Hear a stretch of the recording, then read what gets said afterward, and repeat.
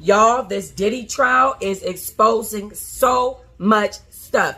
It is absolutely going down. I know I haven't been keeping y'all up with the updates, but I know that you guys know what's going on as well. Let me tell you one update that I just had to talk to y'all about today. Baby Diddy's lawyers are saying that there are separate Freakoff rings, underground Freakoff rings that are going on with other rappers other than Diddy. Diddy is not the only person, the only rapper that's involved in these Freakoff rings. There's several rappers that are involved in these Freakoff rings where they are involving their wives, their families, their cousin, auntie, sister, brother, honey, is involved in these Freakoffs, and they're all hiring sex workers around the cities that they're in at the time to have these Freakoffs with women while they stand around and watch these sex sessions go on with these women and these sex workers. So Cassie is not even by herself in being a victim of being trafficked. Apparently, there's a whole underground ring of freak-off, sex freak rappers that have these sex workers trafficking with their spouses and random women. I mean, how freaky is that? Okay, to me, this is a hot mess. And let me tell y'all something. A lot of these rappers are getting ready to get exposed and go to prison. But this lets me know why 50 Cent made the comment he made. DJ Academic says something recently, and here it is right here. I'll be right back. These lawyers exposed that 50 Cent's baby mama was involved with a separate freak-off with another rapper and his wife, where about 7 people, including 50 Cent's baby mama, the other rapper, and his girlfriend, watched a sex worker have sex with a woman off up in Las Vegas. Okay, so y'all saw what DJ Academics had to say. Diddy, let me tell y'all something. If Diddy's lawyers exposed this in court, that means that Diddy exposed it. That means that Diddy is like, I'm not going down by myself. Not when there's several people got this going on. I'm not going to be sitting here by myself in this jail, going to prison, facing the rest of my life for a RICO when everybody is doing this. I am not the only one. I'm just high powered in what I do. That's basically what Diddy is saying. But if his lawyers came out and said, hey, there's several other rappers that are involved in this. Let me tell y'all a couple of names that they're saying. Jay-Z, French Montana, okay, and a couple of other people. And this is New York stuff. This is stuff like a lot of these rappers that they're naming are New York people, New York rappers. A few LA rappers, but definitely off up in New York, okay?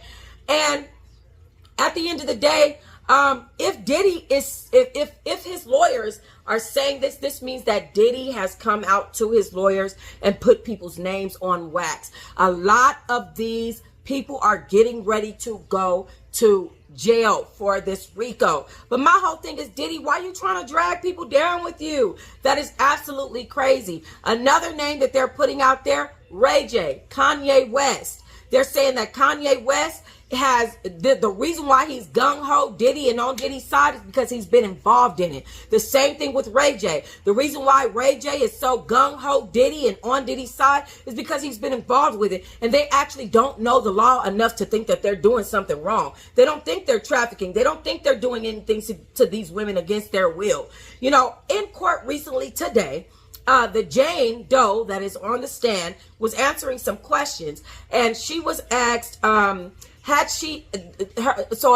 prosecution asked her, did she try to break up with Diddy? And she said, yes. He said, you know, I don't feed into this. I need you. The only way that these parties are going to be satisfying and pleasurable to me is if you are around having intercourse with this sex worker, this escort, and I'm watching and stroking my Tootsie Roll. That is what is going on basically in a nutshell in court. That she and this Jane Doe said to him, please go get in rehab. This is not healthy. She said she felt uncomfortable sexually, like things were getting out of her control. And when a woman feels like sexually she's not controlling herself, we have crossed the line. There is a border. There is a barrier. There is a boundary that has been crossed. And a lot of men don't think about that, and they don't understand that. It's giving Shannon Sharp, I'm going to choke you if you don't do this. That's all that I'm saying. It's not okay. And it does cross the line. And guess what? Guess what the courts are for? Guess what the jury is for? Guess what the prosecution is for? Those are the people that are going to advocate and press the issue for people that can't press the issue for themselves. Even when a woman gets beat on and she's like, no, it's okay, he just socked me in my eye. It's the prosecution's job to say it's not okay. I'm getting ready to charge him for socking you in your eye. And whether or not you are going to be a witness or not, I'm going to have these pictures, this evidence, this situation, this video that's going to show him guilty and get him put in prison. And I'm going to protect you from yourself. That is the prosecution's job.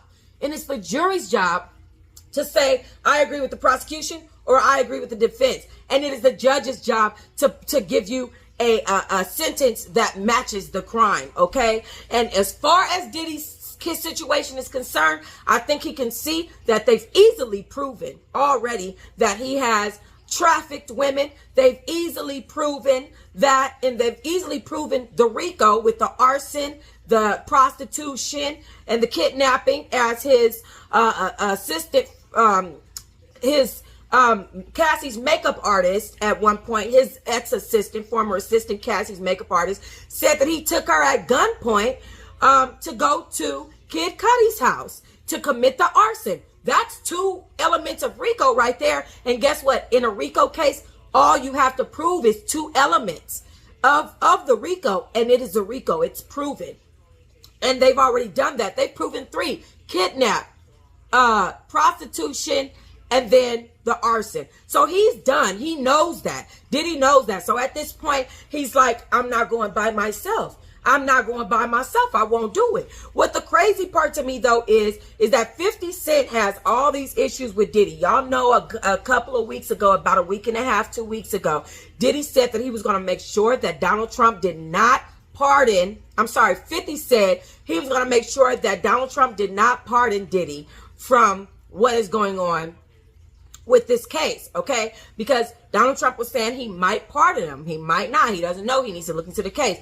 50 Cent said, I'm not going to allow Diddy to be pardoned by Donald Trump. I'm going to put it out there because we know Donald Trump don't like people talking that big boy stuff about him. So I'm going to put it out there, some of the stuff that Diddy said about Donald Trump, and make sure he doesn't pardon him, right? And he did his due diligence with that. He had videos and brought up these clips, and he did his troll stuff, because that's what he does. He trolls, right? However, okay, now it makes more sense because 50 Cent is upset because his baby mama is involved with these freak-offs. It makes so much more sense as to why 50 Cent went so hard on Diddy at that point. Like, duh. Wow. Bomb. All right. Let me know what y'all think about all of this. How do y'all feel about Diddy opening up his mouth and telling on these other rappers? Do y'all feel like whoever is involved needs to go down with Diddy? Or do you feel like Diddy needs to just go down by himself and keep your mouth closed, loose lips, sink ships? Okay? Let me know what y'all think. Comment, like, and subscribe.